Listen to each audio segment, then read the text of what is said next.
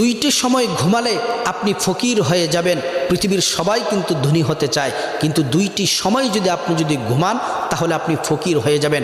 আল্লাহ তাআলা তো কোরআনে বলছেন, ওয়াজআলনা নাওমাকুম সুবাতা। আল্লাহ তাআলা রাতকে নিদ্রার জন্য দিয়েছেন, আল্লাহ তাআলা রেস্ট নেওয়ার জন্য রাত্রটাকে দিয়েছেন। তো সেজন্যে আপনি যদি দুইটা সময় আপনি ঘুমান তাহলে আপনি ফকির হয়ে যাবেন, জীবনে সাকসেস হতে পারবেন না, সফল হতে পারবেন না।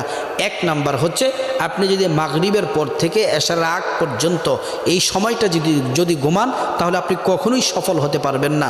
দুই নাম্বার হচ্ছে আপনি যদি ফজরের নামাজ না পড়ে ফজরের পরে আপনি ঘুমান, আল্লাহ রাসূল বলছেন তোমরা ফজরের নামাজ পড়ে তারপরে তোমরা কাজে চলে যাও, তাহলে আল্লাহ তাআলা ধন সম্পদ বাড়াবেন।